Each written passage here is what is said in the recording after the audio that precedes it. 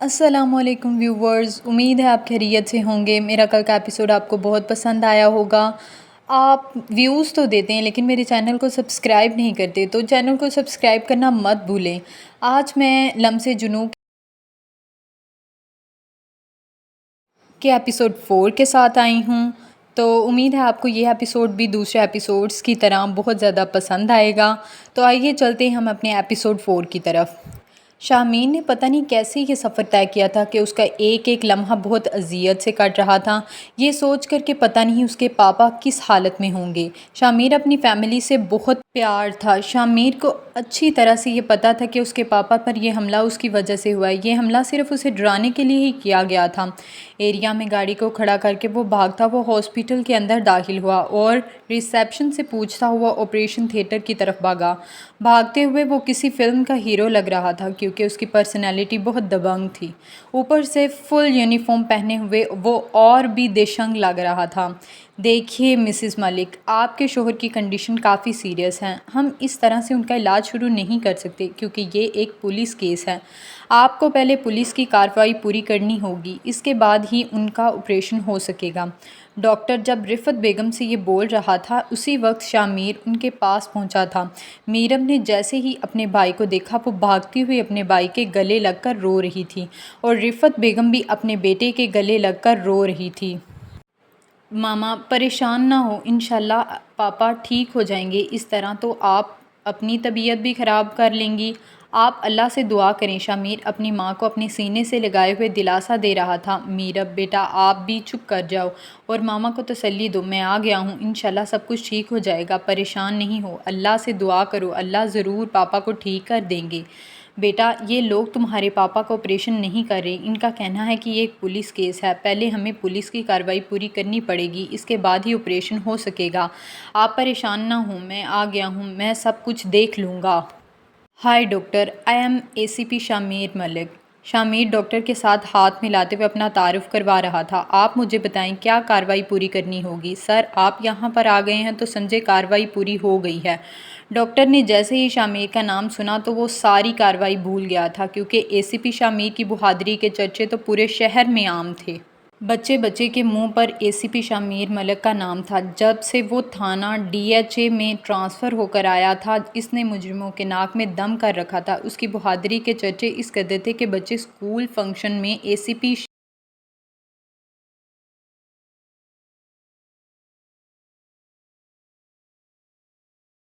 شامیر ملک ہی بننا چاہتے تھے۔ اکثر اسکولز میں بچے اے سی پی شامیر ملک کا رول پلے کرتے ہوئے نظر آتے تھے، اس لیے بیچارے ڈاکٹر کو تو ساری کارروائی بھول گئی تھی۔ تو ٹھیک ہے، اگر کارروائی کی ضرورت نہیں ہے تو پھر فوراً سے پہلے آپریشن شروع کیجیے۔ اے سی پی کی رعب دار آواز ہاسپٹل میں گونجی۔ جی سر، سارا انتظام ہو چکا ہے، بس آپ یہاں پر سائن کر دیں، اس کے بعد ہم آپریشن شروع کر دیں گے۔ ڈاکٹر اب چھلاوا بنا ہوا اے سی پی کے آگے پیچھے گھوم رہا تھا۔ آپریشن شروع ہو چکا تھا اور شامیر اپنی بہن اور ماں کے پاس بیٹھا ہوا انہیں تسلی دے رہا تھا اور اپنی رب سے بہت ساری دعائیں کر رہا تھا کہ اللہ تعالیٰ اس کے پاپا کو تندرستی اور صحت والی عمر عطا کرے، اور ساتھ میں ان مجرموں کو پھانسی کے تختے تک پہنچانے کا پلان بنا رہا تھا جن کی وجہ سے آج اس کی ماں اور بہن خون کے آنسو رو رہی تھی اور اس کا باپ زندگی اور موت کے بیچ میں جھول رہا تھا۔ اے سی پی کو بہت دنوں سے دھمکیاں مل رہی تھیں مگر اے سی پی شامیر دھمکیوں سے ڈرنے والی چیز نہیں تھا، اس لیے انہوں نے ٹارگٹ اس کے پاپا کو بنایا تاکہ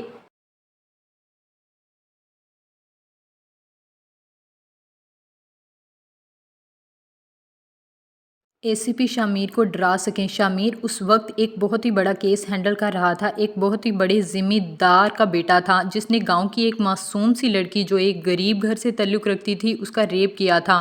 اب وہ اپنے دبدبے اور پیسے سے اس کیس کو بند کروا کے اپنے بیٹے کو رہائی دلانا چاہتا تھا، مگر جب یہ نہ ہو سکا تو پھر اے سی پی کو رشوت دینے کی کوشش کی گئی، مگر وہ اے سی پی شامیر ملک تھا جو بہت باضمیر تھا، جو بکھاؤ چیز نہیں تھا۔ پھر نوبت دھمکیوں پر آ گئی اور جب دھمکیوں سے بھی نہیں ڈرا تو اب تیسرا حربہ یہ آزمایا گیا کہ اس کے باپ پر اٹیک کروایا گیا تھا، مگر وہ یہ بھول گئے تھے کہ اے سی پی شامیر ڈرنے والی چیز نہیں ہے بلکہ اس کے باپ پر اٹیک کروا کے انہوں نے اپنی موت کو دعوت دی ہے۔ تقریباً 1 گھنٹے کے بعد ڈاکٹرز آپریشن تھیٹر سے باہر آئے اور انہوں نے یہ نیوز دی کہ آپریشن کامیاب رہا اور ملک زبیر اب خطرے سے باہر ہے اور ان کو وارڈ میں شفٹ کیا جا سکتا ہے۔ شامر، رفعت بیگم اور میرب نے اللہ کا شکر ادا کیا۔ رفعت بیگم جلدی سے اٹھی اور وضو کر کے شکرانے کے نفل ادا کرنے لگی اور میرب وہیں پر اپنے بھائی کے کندھے سے سر لگائے ہوئے پرسکون ہو کر آنکھیں بند کیے ہوئے بیٹھی تھی۔ اور شامر اللہ کا شکر ادا کرنے کے بعد اب مجرموں کو موت کے تختے تک لے جانے کا منصوبہ بنا رہا تھا۔ رومیو بیٹا تو کہاں ہے؟ تیرے بابا کی طبیعت بہت خراب ہے، جلدی سے گھر آ جا تاکہ ہم ان کو ہاسپٹل لے جا سکیں۔ رومیو کی ماں رومیو کو فون کر کے اس کے بابا کو ہاسپٹل لے جانے کا بول رہی تھی۔ امی، میں بس تھوڑی دیر میں گھر پہنچ جاؤں گا، مجھے تایا جان نے مجھے تھوڑا سا سامان لینے کے لیے مارکیٹ بھیجا ہے۔ رومیو بیٹا جلدی آ، تیرے بابا کی طبیعت بہت زیادہ خراب ہے اور تجھے پتہ ہے کہ تیرے سوا میں کس کو بولوں، سب لوگ اپنے کاموں میں بہت مصروف ہیں، ان کے پاس ہمارے لیے ٹائم نہیں ہے۔ رومیو کی ماں روتے ہوئے اپنے بیٹے کو جلدی گھر آنے کا کہہ رہی تھی۔ فون بند کر کے رومیو کی ماں بھاگتی ہوئی اپنے بڑی جیٹھانی کے پاس گئی جو مہک کی ماں تھی۔ بھابھی جان، رومیو کے بابا کی طبیعت بہت خراب ہے، پلیز آپ بھائی صاحب سے بولیں نا کہ وہ رومیو کے بابا کو ہاسپٹل لے جائیں، ان کی تو خود کی طبیعت ٹھیک نہیں، وہ بی پی کی دوا کھا کر فی الحال آرام کر رہے ہیں، جب اٹھیں گے تو بتا دوں گی۔ تو بھابھی پلیز آپ عاصم کو بھیج دیں، وہ ہمیں ہاسپٹل تک چھوڑ دے، اس کے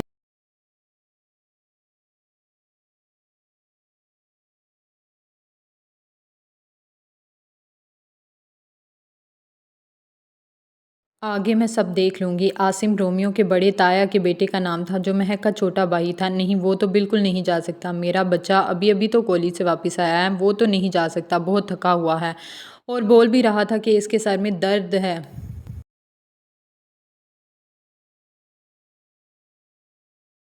تو بھابھی سیدھا سیدھا بولے نا کہ آپ لوگوں نے ہماری مدد نہیں کرنی، آپ رومیو کے پاپا کو ہاسپٹل ہمارے ساتھ لے جانا نہیں چاہتے، کچھ تو خدا ترسی کرے۔ بھابھی آج تک آپ لوگوں نے ہمارے ساتھ جو بھی کیا ہم نے کبھی اف تک نہیں کی، کبھی کبھی اپنے ساتھ ناانصافیوں کا گلہ نہیں کیا، شکوہ نہیں کیا، مگر آج صرف آپ سے تھوڑی سی مدد ہی تو مانگ رہی ہوں کہ میرے شوہر کو ہاسپٹل تک پہنچا دیں، میرے ساتھ زیادہ بکواس کرنے کی ضرورت نہیں، اپنی اوقات اور حد یاد رکھو، جب کہہ دیا ہے کہ تمہارے بھائی صاحب اٹھیں گے تو بول دوں گی کہ تمہارے شوہر کو ہاسپٹل پہنچا دے، تو پھر اتنی زبان درازی کرنے کی ضرورت نہیں ہے۔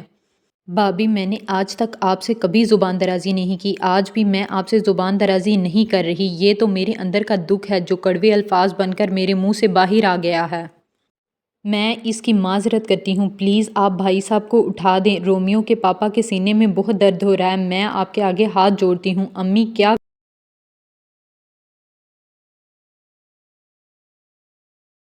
کر رہی ہیں آپ؟ کیوں ان لوگوں کے سامنے ہاتھ جوڑ کر آپ خود کی توہین کروا رہی ہیں؟ رومیو جو مارکیٹ سے اپنے تایا جان کا سامان لے کر اپنی تائی جان کو پکڑانے کے لیے آیا تھا، وہاں پر اپنی ماں کو ہاتھ جوڑ کر گر گراتا ہوا دیکھ کر اس کا خون کھول اٹھا تھا۔ ہاں ہاں، تمہارا غیرت مند بیٹا آ گیا ہے، اب تم اسے لے کر ہاسپٹل چلی جاؤ۔ رومیو کی تائی نے رومیو کو دیکھتے ہی طنز کا تیر رومیو کے سینے میں گھونپا۔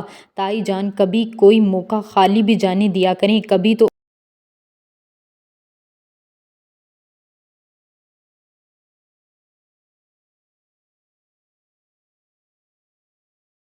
اپنی یہ طنز مارنے والی عادت چھوڑ کر خدا کا خوف کرتے ہوئے چپ ہو جایا کریں۔ رومیو نے آج پہلی بار اونچی آواز میں اپنی تائی سے بات کی تھی۔ رومیو کی تائی نے اونچی آواز میں چھاتی پر ہاتھ مارتے ہوئے جاہل عورتوں کی طرح رونا شروع کر دیا تھا۔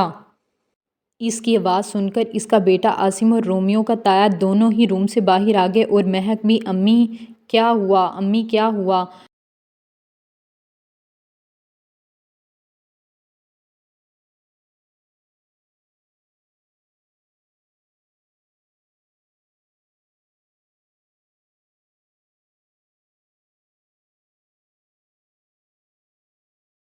بولتی ہوئی بھاگ کر اپنی ماں کے پاس آ گئی۔ یہ دیکھو میرے ساتھ رومیو کس طرح سے بدتمیزی سے بات کر رہا ہے، بس یہی عزت رہ گئی میری اس گھر میں؟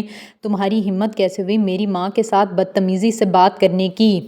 आसिम ने रोमियो को कॉलर से पकड़ते हुए कहा, मैंने ताई जान से कोई बदतमीज़ी नहीं किया, जो हकीकत है वही बोली है। अगर ताई जान को वो बदतमीज़ी लगी है तो ताई जान की मर्ज़ी है। रोमियो, तुम्हारी औकात ही क्या है कि जो तुम मेरी माँ से ज़ुबान दराज़ी कर रहे थे। महक चीखती हुई रोमियो के पास आई और रोमियो की आंखों में आंखें डालकर बोली। रोमियो को आसिम के कॉलर पकड़कर लड़ने से कहीं ज़्यादा दुख महक की इस आवाज़ से हुआ था। महक को अच्छी तरह से पता था कि रोमियो ने कभी भी उसके माँ बाप से बदतमीज़ी नहीं की और महक की वजह से वो ताई जान के बहुत सारे जुल्म चुपचाप बर्दाश्त कर लेता था। मगर आज महक ने ये बोलकर रोमियो के दिल में एक नश्तर चबो दिया कि रोमियो हैरत से महक की तरफ देख रहा था। रोमियो, दफ़ा हो जाओ मेरे घर से और दोबारा मेरे घर में कदम मत रखना। अगर तुम मेरी बीवी की इज़्ज़त नहीं कर सकते तो तुम मेरे भी कुछ नहीं लगते। दफ़ा हो जाओ यहाँ से। अपनी माँ को लेकर रोमियो का ताया रोमियो के मुँह पर एक ज़ोरदार थप्पड़ सीध करते हुए बोल रहा था और महक इतनी नागवारी के साथ रोमियो की तरफ देख रही थी जैसे कह रही हो कि तुम इसी के लायक हो। आज इसके ताए के इस थप्पड़ और महक के अल्फाजों ने रोमियो के दिल के कई टुकड़े कर दिए थे। रोमियो अपनी आंखों से आंसू साफ करते हुए अपनी माँ का हाथ पकड़कर उनके घर से निकल गया था, ये अहद करके कि आज के बाद चाहे कुछ भी हो जाए वो अपने ताया के घर में कदम नहीं रखेगा। और आज वो महक को हमेशा हमेशा के लिए अपने दिल से निकाल कर जा रहा था। रोमियो अपने बाबा को अपनी माँ और बहन के साथ हॉस्पिटल लेकर पहुंचा तो तब तक बहुत देर हो चुकी थी। डॉक्टर कहा कि इनको दिल का बहुत ही सीरियस अटैक हुआ है और वक्त पर ना लाने की वजह से इनकी मौत वाक़या हो गई है। रोमियो को ऐसे लग रहा था जैसे उनके सर से आसमान खींच लिया गया हो।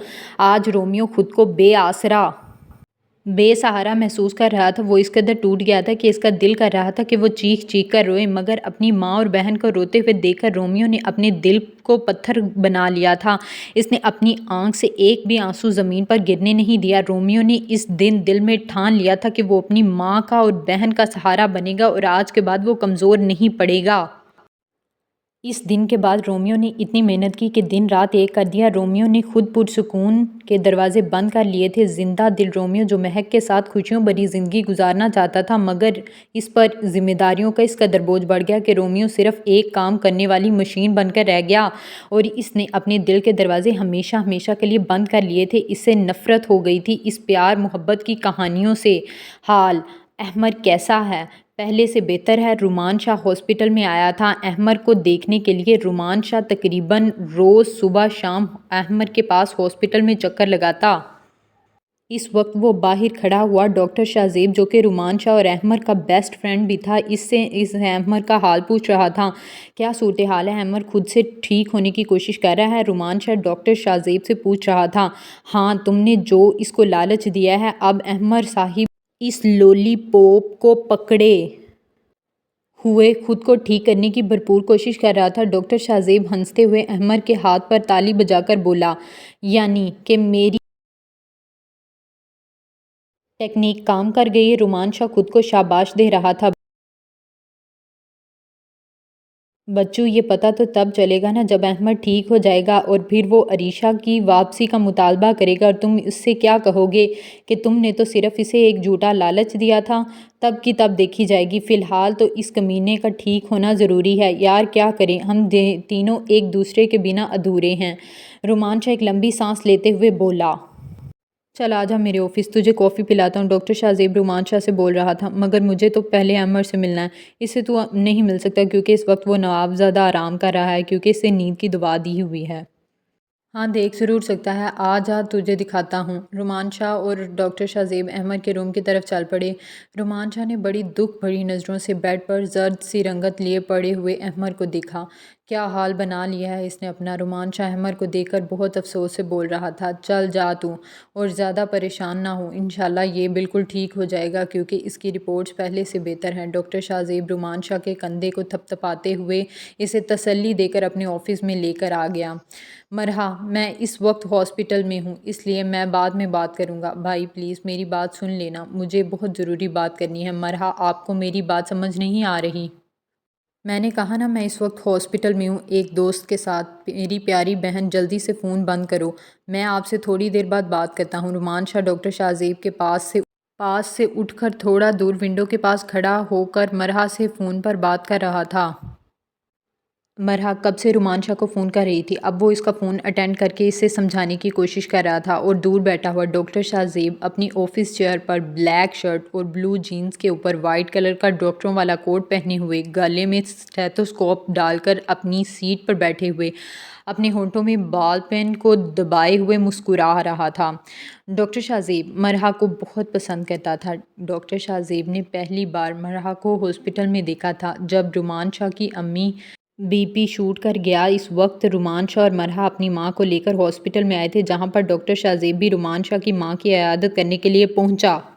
ڈاکٹر شاہ زیب کو مرحا پہلی نظر میں ہی بہت اچھی لگی تھی۔ وہ بہت معصوم اور نازک سی لڑکی تھی اور اپنے بھائی کی بہت چہیتی۔ جب کبھی بھی رومان شاہ کی ماں بیمار ہوتی یا ان کا چیک اپ کرنا ہوتا تو اکثر مرحا ہاسپٹل بھی ان کے ساتھ ہوا کرتی تھی، اور گھر پہ جاتا تب بھی مرحا اپنی ماں کے ساتھ ہی ہوتی تھی، اس لیے اکثر ڈاکٹر شاہ زیب کی نظر اس پر پڑ جاتی تھی۔ مرحا کبھی بھی خود سے ڈاکٹر شاہ زیب سے بات نہیں کرتی تھی، اور ڈاکٹر شاہ زیب بھی مرحا کو بلاتے ہوئے ہچکچاتا تھا، کیونکہ رومان شاہ ایک الگ مزاج کا بندہ تھا، جسے یوں اپنے گھر کی عورتوں سے کھلے عام اپنے دوستوں کی ملانا یا خود دوستوں کے گھر کی عورتوں سے ملنا زیادہ پسند نہیں تھا۔ ڈاکٹر شاہ زیب اپنے یار کی سعادت سے بخوبی واقف تھا، اس لیے وہ خود بھی اپنی حدود اور دائرے کراس نہیں کرتا، مگر مرحا کے لیے اپنے دل میں پلتی ہوئی محبت کو ڈاکٹر شاہ زیب نہیں روک سکا، اور آہستہ آہستہ وہ محبت اپنی جڑیں مضبوط کرتی جا رہی تھی۔ اس وقت بھی وہ مرحا کے فون آنے پر مسکرا رہا تھا۔ ڈاکٹر شاہ زیب جانتا تھا کہ رومان شاہ اپنی بہن سے بہت پیار کرتا ہے، اس لیے اس کی بہن اکثر اس سے چھوٹی چھوٹی فرمائشیں کرتی رہتی تھی، جن کو پورا کرنا رومان شاہ اپنا فرض اول سمجھتا تھا، مگر اس وقت وہ شاہ زیب کا لحاظ کرتے ہوئے مرحا کو فون بند کرنے کا بول رہا تھا، مگر بیچارہ پچھلے 15 منٹ سے اسے سمجھا رہا تھا کہ فون بند کر دے، مگر اب بھی اس کا فون چل رہا تھا۔ آخر میں بیچارہ رومان شاہ اپنی بہن کے آگے ہار مانتے ہوئے اسے کہہ رہا تھا کہ ٹھیک ہے میری ماں، مجھے لسٹ سینڈ کر دو، میں لیتا آؤں گا جو بھی بولو گی، مگر ابھی فون بند کر دو، میرا ایک فرینڈ میرا ویٹ کر رہا ہے۔ ڈاکٹر شاہ زیب مرحا کے لیے کافی سیریس تھا، وہ بہت جلد اپنی ماں باپ کے ہاتھوں مرحا کے گھر رشتہ بھیجنے والا تھا۔ ڈاکٹر شاہ زیب اس لیے بھی ٹینشن فری تھا کہ اسے پتا تھا کہ رومان شاہ کو اس رشتے سے کوئی خاص اعتراض نہیں ہوگا، سوائے عمر کو لے کر، کیونکہ رومان شاہ اور ڈاکٹر شاہ زیب ہم عمر تھے اور مرحا ان سے تقریباً 8 سال چھوٹی تھی، مگر ڈاکٹر شاہ زیب کو یقین تھا کہ وہ رومان شاہ کو سمجھا لے گا، بس اسی وجہ سے وہ فی الحال مرحا کی پڑھائی مکمل ہونے تک چپ تھا۔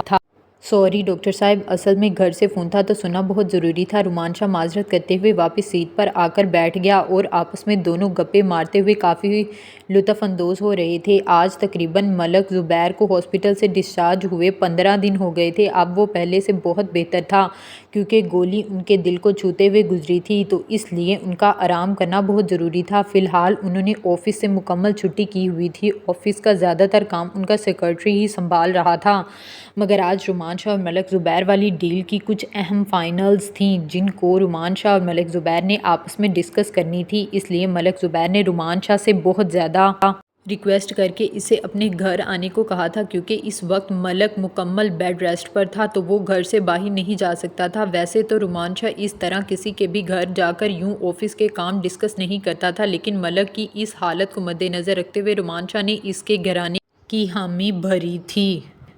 رفعت بیگم، آج میرا ایک اسپیشل گیسٹ آنے والا ہے، تو پلیز آپ بہت اچھے سے ڈنر کا انتظام کروا دیں، کیونکہ جب وہ پارٹی میں آئے تھے تب بھی وہ کھانا کھائے بغیر ہی چلے گئے تھے، تو میں چاہتا ہوں کہ آج وہ ہمارے گھر سے ڈنر کر کے جائیں، میرے لیے وہ بہت خاص ہیں، اس لیے آپ اپنی نگرانی میں ڈنر تیار کروائیے گا۔ ملک زبیر اپنی بیگم رفعت کو بول رہے تھے۔ جی جی، آپ بے فکر رہیں، میں اپنی نگرانی میں ڈنر تیار کرواؤں گی، آپ کو کوئی شکایت نہیں ہوگی۔ فی الحال تو آپ تھوڑی دیر آرام کر لیں، تب تک میں جا کر سب تیاریاں دیکھ لوں۔ رومان شاہ اور ملک زبیر جب پیپرز میں کچھ ڈیل کے مسائل ڈسکس کر رہے تھے، اسی وقت دھڑ سے دروازہ کھلا اور میرب روم کے اندر داخل ہوئی، جس کو یہ نہیں پتا تھا کہ اس کے پاپا کے روم میں کوئی اور بھی موجود ہے۔ وہ دھناتے ہوئے روم کے اندر داخل ہوئی تھی، مگر سامنے بیٹھے ہوئے بندے پر نظر پڑتے ہی وہ اپنی جگہ پر اسٹل ہو کر رک گئی۔ سامنے کرسی پر رومان شاہ بیٹھا ہوا تھا، جس نے اس وقت فل وائٹ کلر کا کرتا اور شلوار پہن رکھا تھا اور گلے میں بلیک کلر کا اسکالر۔ اس ظالم کی پرسنالٹی اتنی خوبصورت تھی کہ دیکھنے والا اس کو ایک بار تو دیکھے بنا نہیں رہ سکتا تھا۔ میرب بیچاری تو ویسے ہی پہلی ملاقات سے ہی اس پر فدا تھی، ایسے دیکھ کر وہیں پر کھڑی اسے دیکھی جا رہی تھی کہ ملک زبیر نے آواز دی تو وہ سکتے کی حالت میں واپس آئی۔